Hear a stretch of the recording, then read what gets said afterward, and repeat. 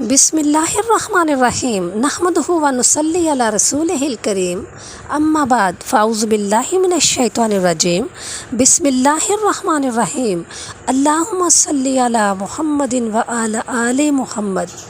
افضل ترین عبادت دعا ہے۔ قرآن کریم میں ارشاد الہی ہے، جو لوگ میری عبادت میں تکبر کرتے ہیں وہ عن قریب ذلت کے جہنم میں داخل کیے جائیں گے۔ اس میں تکبر سے مراد دعا کا نہ مانگنا ہے۔ حضرت ابراہیم علیہ السلام بہت زیادہ دعا کرنے والے تھے۔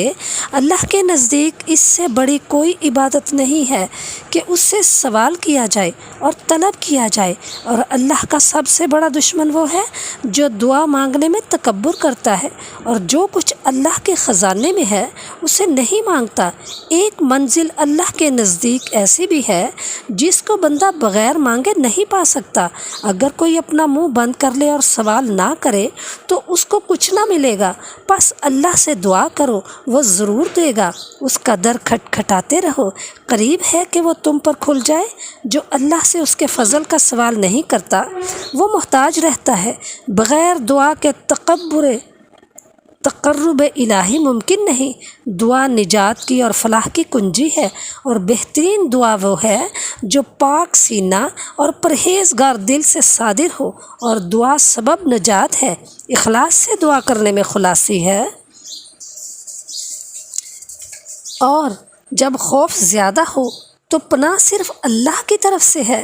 دعا مومن کا ہتھیار ہے جو اسے دشمنوں سے نجات دیتا ہے، اور دعا سے رزق تمہارے گرد چکر لگاتے ہیں۔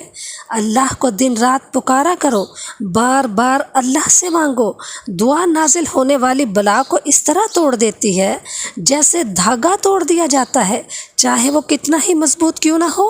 دعا اس مصیبت کو بھی دور کر دیتی ہے، رد کر دیتی ہے جو نازل ہو چکی ہو، اور اس مصیبت کو بھی رد کر دیتی ہے جو ابھی نازل نہیں ہوئی۔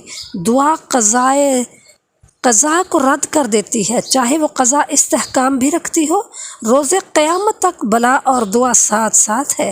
دعا بلا کو رد کرتی ہے، چاہے وہ بلا کتنی ہی سخت کیوں نہ ہو۔ پیغمبر اسلام صلی اللہ علیہ وسلم بھی دعا سے مستثنی نہیں تھے۔ دعا قضاء و قدر کو رد کرتی ہے۔ اکثر دعا کیا کرو، وہ ہر رحمت و ہر حاجت سے نجات کی کنجی ہے۔ خزانہ خدا سے کچھ نہیں مل سکتا جب تک دعا نہ کی جائے۔ بار بار دروازہ کھٹکھٹانے سے صاحب خانہ اس کے لیے ضرور دروازہ کھولتا ہے۔ دعا کو اپنے لیے لازم قرار دو اور اللہ تعالیٰ سے دعا طلب کرو۔ دعا کرتے رہا کرو، وہ ہر درد کی دوا ہے۔ دعائے اجابت اسی طرح ہے جیسے بارش کی جگہ ابر ہے۔ جب بندہ اللہ خدائے عزیز و جبار کے سامنے دعا کے لیے ہاتھ اٹھاتا ہے تو اللہ اس کا سوال رد کرتے ہیں یا کرتا ہے۔ وہ اپنی رحمت سے جو چاہتا ہے اسے دے دیتا ہے۔ بس جب تم سے کوئی دعا کرتا ہے اور اپنے چہرے اور سر پر بعد دعا ہاتھ پھیرتا ہے تو اللہ اس کی دعا کو رد نہیں کرتا۔ جب بھی کوئی بلا بندہ مومن پر نازل ہوتی ہے تو اللہ اس کے چہرے اور سر پر دعا ہاتھ پھیرتا ہے تو اللہ اس کی دعا کو رد نہیں کرتا۔ جب بھی کوئی بلا بندہ مومن پر نازل ہوتی ہے تو اللہ اس کے دل میں دعا کرنا ڈالتا ہے۔ اگر وہ مومن دعا نہ کرے تو مصیبت طولانی ہوتی ہے۔ جب بھی تم پر مصیبت نازل ہو تو دعا کو اپنے اوپر لازم قرار دو اور اللہ کے سامنے گریہ و زاری کرو۔ اگر تم سختی کے وقت راحت چاہتے ہو تو وقت راحت بہت زیادہ دعا کیا کرو۔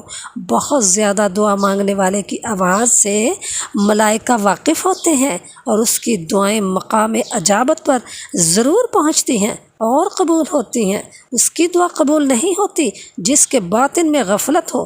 رجوع قلب سے توبہ کرو، پھر دعا کے قبول ہونے کا یقین رکھو۔ جب بھی کسی میت کے لیے دعا کرو تو اپنا دل اس میت کی طرف متوجہ رکھو، بلکہ کوشش کرو مردے کے لیے دعا میں اس کا وجود سامنے ہو۔ اللہ تعالیٰ کسی سخت دل کی دعا قبول نہیں کرتا۔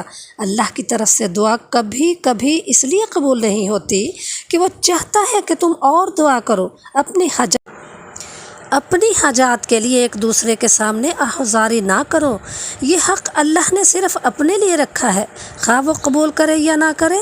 اللہ عالم ہے، وہ سب کچھ جانتا ہے، لیکن وہ اس بات کو پسند کرتا ہے کہ اپنی حاجات اپنی زبان سے ذکر اس کے سامنے دعا میں کرو۔ پس جب دعا کرو تو اپنی ضرورتوں کا نام لو۔ پوشیدہ دعائیں 70 دعاؤں کے برابر ہیں، یعنی خفیہ دعا افضل ہے اعلانیہ دعا کے۔ دعا مانگنے کے افضل ترین 4 اوقات ہیں: جب ٹھنڈی ہوائیں چل رہی ہوں، جب سائے ڈھل رہے ہوں، جب بارش ہو رہی ہو، اور جب کسی مومن مقتول کے خون کا پہلا قطرہ گرے۔ یہ وہ واقعات ہیں جب آسمان کے دروازے کھل جاتے ہیں۔ پھر نماز کے 4 وقت ہیں دعا مانگنے کے: نماز وتر کے، نماز فجر کے بعد، نماز ظہر کے بعد اور نماز مغرب کے بعد۔ پھر 3 اوقات ہیں قرآن قرأت کے وقت اور اذان کے وقت اور زوال شمس کے وقت۔ وقت سحر بہترین وقت ہے دعا کے لیے۔ حاجات طلب کرنے سے پہلے کچھ صدقہ کرو، چاہے وہ خوشبو ہی کیوں نہ ہو۔ جب خوف خدا سے تمہارے بدن کے رونگٹے کھڑے ہو جائیں اور جب تمہاری آنکھوں سے آنسو آ جائیں تو یہ وہ وقت ہوتا ہے جب قبولیت دعا نزدیک ہوتی ہے۔ جب نصف رات گزر جائے تو اول نصف کا 6واں حصہ دعا مانگنے کی بہترین ساعت ہے۔ ہر دعا قبول ہوتی ہے۔ حضرت امام محمد باقر رحمۃ اللہ علیہ، اللہ تعالیٰ قرآن پاک میں ارشاد فرماتے ہیں: ادعونی استجب لکم۔ اللہ تعالیٰ قرآن پاک میں ارشاد فرماتے ہیں: مجھ سے دعا کرو، میں تمہاری دعائیں قبول کروں گا۔